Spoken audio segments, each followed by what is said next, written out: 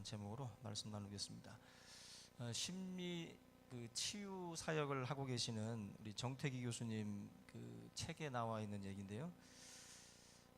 낙도 섬마을에 선생님이 오셔서 아이들을 모아서 이렇게 가르치는데 다른 건 다 고쳐도 아이들의 욕하는 습관을 고칠 수가 없었다고 그래요. 그래서 이 습관을 고치기 위해서 이 선생님이 하신 방법은 욕표를 만드는 거예요.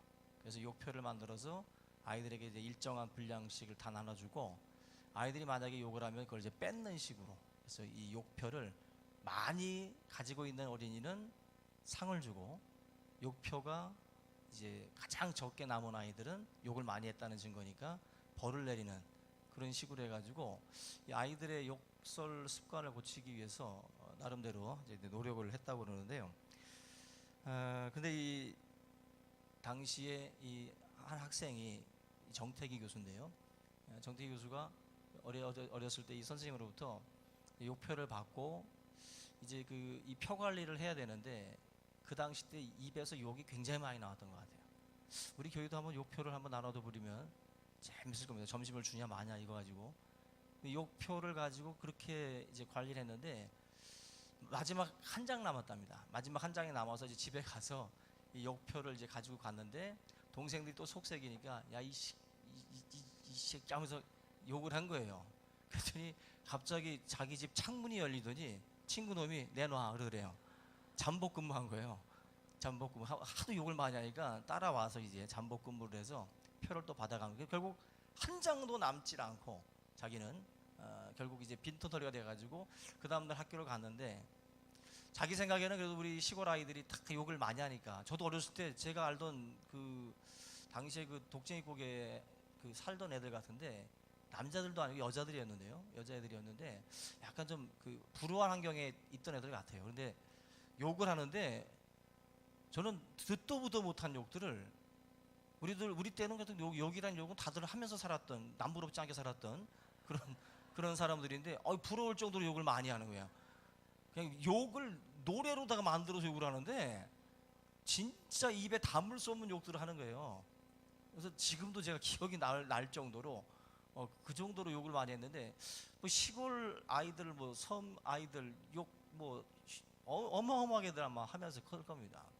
근데 자기 생각에는 이제 학교에 가면 자기처럼 이제 표가 없는 애들이 꽤 될 거다 생각을 하고 갔는데 자기 혼자만 아무것도 남질 않고, 다른 아이들은 그래도 좀 있는 애들도 있고, 그래서 결국 선생님이 많이 남은 애들은 상을 주고 없는 애들은 벌을 준다고 했기 때문에 선생님이 이 정태기 교수님을 붙잡아 놓고서 이제 때리기 시작을 했어요. 때리는데 선생님이 내가 너를 얼마나 믿었는데 하면서 막 때리면서 우시더래요. 그래서 그 매를 맞으면서 그 어린 시절에 선생님을 보면서 나도 이런 선생님이 돼야겠다 그런 마음을 가졌답니다. 그 욕쟁이가 맞으면서 나도 이런 선생님이 돼야겠다. 근데 정말 나중에 커서 정태기 교수가 또 훌륭한 또 가르치는 사역을 감당하게 됐거든요. 여러분들 어릴 때는 야단도 맞고 혼도 나고 사실 그러면서 크는 겁니다. 근데 요즘엔 너무 이제 인권 해가지고 겁나는데 사실 우리도 많이 맞았거든요. 학교 다닐 때 허벅지가 다 터지도록 맞았어요. 남자 학교 다닐 때는. 근데 그렇게 맞으면서도 뭔가 때리는 사람도 어떤 사랑의 마음을 가지고 때리니까 그게 약효가 일어나는 거죠. 그죠? 때려도 막 어떤 선생님들은 막 시계 탁 풀더니 그냥 주먹으로 여자애들이고 남자애들이고 때리는 애들이 있어요. 그 선생님들. 그거는 교육이 아니죠. 그거는. 그죠? 근데 때리는 자와 맞는 자가 교감이 있어요. 나를 사랑하시는구나 하는 것을 느끼게 때려야지 나를 죽이려고 하는구나 이렇게 느끼면서 맞으면 이건 교육 효과가 없어요. 정태기 교수 같은 경우는 맞으면서 이 선생님은 나를 되게 사랑하는구나 그걸 느끼니까 그분의 삶이 바뀌어버린 거예요. 그분의 삶이. 저와 여러분들의 어떤 삶 속에 뭔가를 하는 게 중요한 게 아니라 그 속에다 담는 게 중요해요. 똑같이 해도 담고 하는 것과 안 담고 하는 것이 틀린 겁니다. 이 교수님의 그 마음 속에 남았던 것은 선생님의 사랑이 남은 거예요. 남았기 때문에 그의 삶의 좋은 방향으로 역사했다라고 생각이 됩니다. 오늘 여러분들 중요한 말씀을 오늘 본문에서 이야기하거든요. 다시 한번 여러분들 우리 36절 한번 보시면, 내가 너희에게 이르노니 사람이 무슨 무익한 말을 하든지 그 심판 날에 이에 대하여 신문을 받으리니 네 말로 의롭다함을 받고 네 말로 정죄함을 받으리라. 굉장히 무서운 말이에요. 따라서 하세요. 말은 심판을 받는다. 말은 심판을 받아요. 반드시. 여기서 보면은 무익한 말을 하든지, 어떤 무익한 말을 하든지 그 말마다 다 심판이 따라온다. 오늘 제목처럼 여러분들의 말은 이 입에서 나가면서 사라져 버리는 게 아니에요. 말은 기록되고 있어요. 우리의 말이 이 신문을 받는다는 게, 내가 한 말이 지금 다 사라지고 없는데 뭐 어디에 있습니까? 증거가 없는데. 그런데 성경은 우리가 한 모든 무익한 말일지라도 다 심판받아요. 기록된다라는 거죠. 굉장히 두려운 말씀이 아닐 수 없어요. 그 미국의 한 의사가 이 가사 상태에서 혼이 이탈을 해가지고 주님의 심판 때를 이제 경험을 했는데요. 믿거나 말거나 합니다. 근데 이 세상에 살 때 말로써 또 얼마나 또 많은 사람들에게 힘과 용기를 줬는지, 아니고 또 반대로 얼마나 많은 사람들에게 상처를 줬는지, 이 말 심판이 굉장히 중요하게 취급되는 것을 경험을 했다고 합니다. 믿거나 말거나 합니다. 그런데 중요한 건 36절 보니까 심판날에, 여러분들 심판날에 뭘 가지고 심판하면은 말 심판이 있다라는 거예요. 우리의 행함에 대한 심판도 있겠죠. 그러나 여기를 보면은 말에 대한 심판이 있어요. 말에 대한. 그래서 우리가 하는 이 말에 대해서 굉장히 주의해야 돼요. 중요하다라는 것입니다. 그래서 우리가 어떤 말을 하든지 기록되고 있고, 또 하나님의 날에 그것에 대한 심판이 따른다. 이번에 며칠 전에 그 개그맨 장동민 씨가 옛날에 했던 거라고 그러더라고요. 옛날 뭐 인터넷 팟캐스트에서 자기 그 동료들끼리 막 그 여성 비하하고 막 하는 그런 그 아주 수위 높은 그런 그 발언들을 했나 보더라고요. 뭐 입에 못 담을 말들을 해도 아직 안 들어봤는데, 그런 그 말들이 지금 한참 주가가 높아져가지고 막 치고 나가는데 갑자기 그 방송이 거론돼가지고 거의 매장되다시피 했어요. 지금 다시 이게 다시 국민들 앞에 나와서 웃길 수 있는지 할 정도로 사람들에게 완전히 어떤 그 이미지 자체가 많이 훼손이 됐습니다. 그래서 참 자기는 그 방송을 할 때만 해도 이런 식으로 자기가 이렇게 커지고 이렇게 뭔가 될 줄은 몰랐던 것 같아요. 여러분들 자기 자신이 사용하고 있는 페이스북이나 혹시라도 개인 방송들 하고 있으면 조심하셔야 돼요. 여러분들 성공할 수 있거든요. 요꼴로 이렇게 살지 않고 어느 날 갑자기 또 성공할 수도 있는데, 그게 여러분들 발목 잡을 수 있어요. SNS에다가 뭐 엉뚱한 소리 하는 거 다 누군가가 캡처해놨다가 내가 지우기도 전에 그거 다 캡처해가지고 막 언론에 퍼뜨리고, 그죠? 여러분들이 인기가 없어 안 된다는 법이 어디 있어요? 여러분들이 장관 안 된다는 법이 어디 있어요? 아멘 죽어도 안 하네. 여러분들이 성공한다는 확신이 없어요?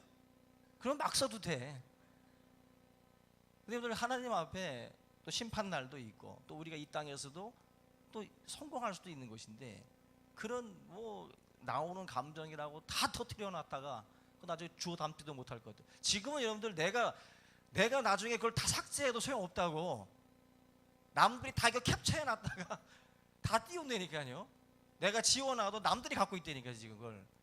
그래서 이제는 주워 담을 수가 없어요. 한번 쏟아져 나가기 시작을 하면. 지금 근데 놀라운 건 이 장동민 씨 같은 경우도 이렇게 이 땅에서 심판 받는 거거든요. 자기가 했던 말에 대한 심판. 근데 이건 맛보기죠.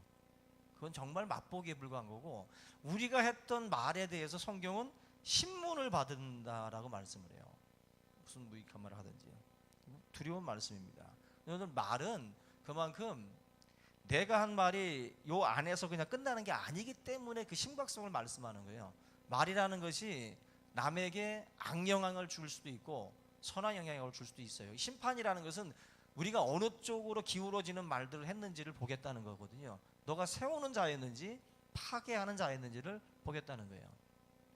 세우는 자가 되시기 바랍니다. 우리 성도는 사람을 자꾸 세워주시고, 오늘 좋은 기회잖아요. 우리 성도들을 많이 만날 수 있는 날이잖아요. 세워주세요. 이쁘다, 머리 어디서 했어, 뭐 키 크다, 배가 아주 아름답게 나왔다. 우리 남자 집사님들한테는 좀 어차피 잘 못 고치니까 이 배를 어차피 이쁘다고 해주셔야 돼요. 뭔가 자꾸 이 아름답고 유익한 말을 했는지 그 말에 대해서 반드시 심판이 있다라고 말씀을 해요. 두려운 말이에요. 저는 사실 이 말씀이 우리가 행함과 이 말, 이 두 가지가 결국에는 걸리는 거예요. 그런데 이 땅에서도 이 특히 정치인들 같은 경우에 말 때문에 낙마하는 경우도 많거든요. 정치인들도 이 땅에서도 보면은 이 말 실수 때문에 실패하는 경우들이 많아요. 근데 그건 맛복이다라는 거, 반드시 하나님의 날에 이것에 대한 심판이 있다라는 것입니다. 오늘 그런 글을 봤습니다. 의사와 백정의 차이. 의사나 백정은 다 칼로 째고 뼈 자르고 똑같죠.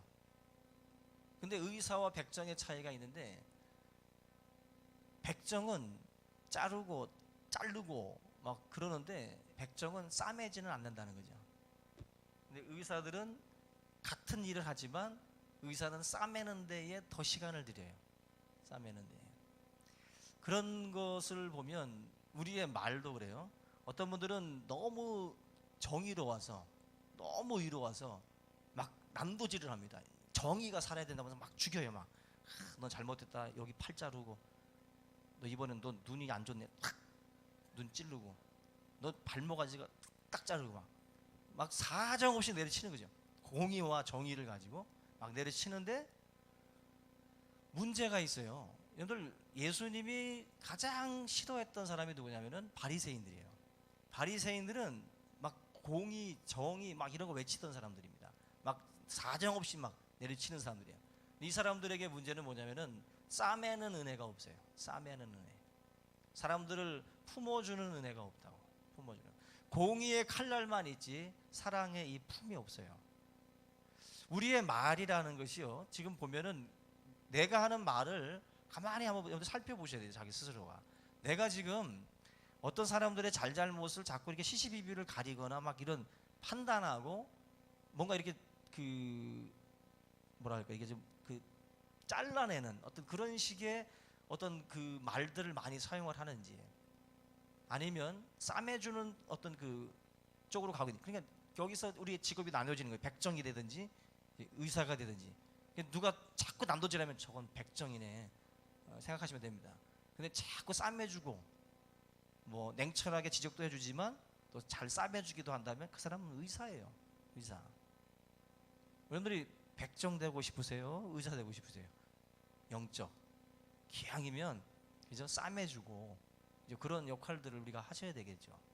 우리가 그런 점에서 어렸을 때 뭐 이렇게 시계 같은 거 분해해 보시고 뭐 텔레비전, 전화기 막 이런 거 뜯어 보신 분들 있잖아요.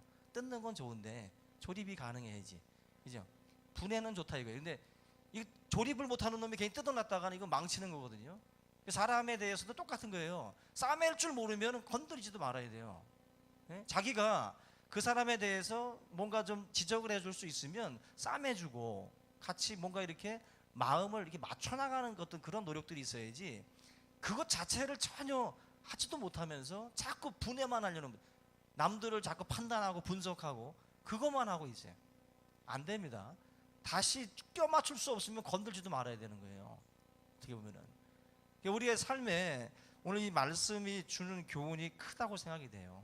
우리 성도님들, 교회 안에서 백정되지 마세요. 백정되지 말고 서로 치료해 주는 자가 되시기 바랍니다. 한 주간 막 찢기고 상해서 오신 분들 많아요. 예? 우리 말은 다 못하지만 찢기고 상한 분들 많거든요. 근데 와서 더 찢고 막, 그거 안 되죠. 교회 안에서 회복이 돼야 세상 속의 증인이 되죠. 교회 안에서 더 지쳐서 나가게 되면 안 되는 거죠. 여기서 충만받고 여기서 회복돼서 다시 세상 속에 전투 요원으로 또 살아가셔야 되는 거예요.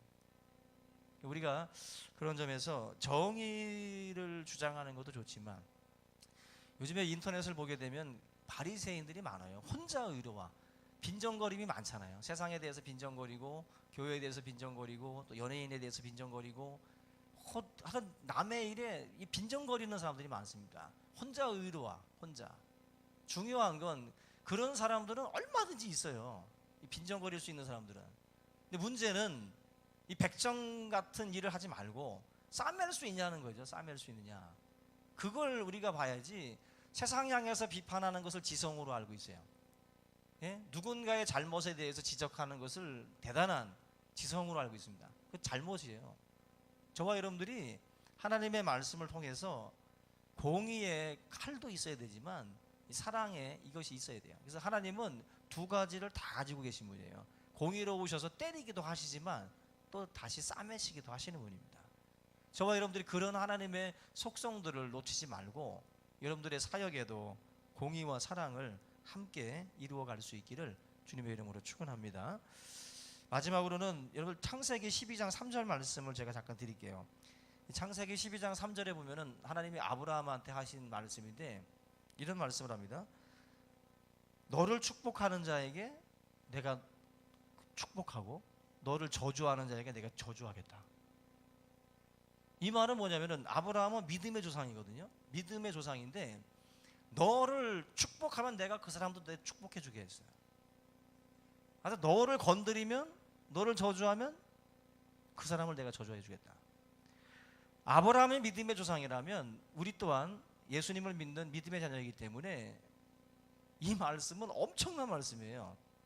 여러분들 성도는 함부로 대할 수 없는 존재입니다. 아멘. 성도는 이 믿음이 있으셔야 돼요. 세상에 나를 향해서 저주하고 그럴 때 그걸 담대하셔야 돼요. 성경은 너가 직접 다루지 말라는 거예요. 너가 직접 너를 치고 너를 공격할 때 너가 괜히 나서지 마. 내가 한다는 거예요.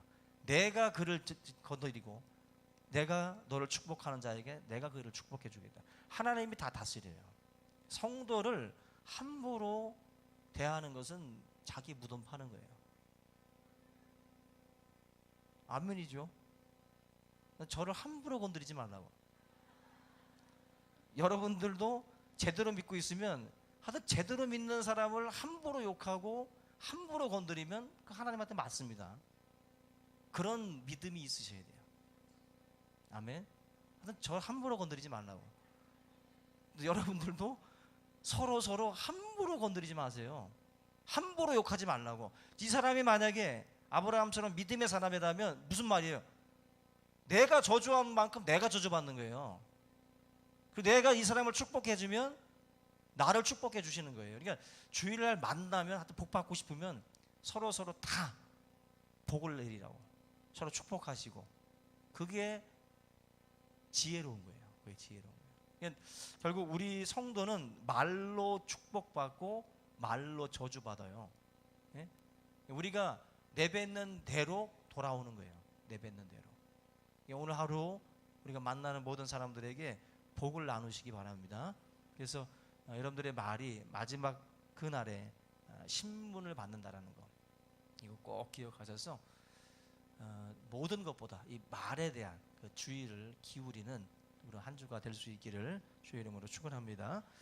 오늘 말씀을 함께 붙들고 우리 통성으로 같이 기도하겠습니다.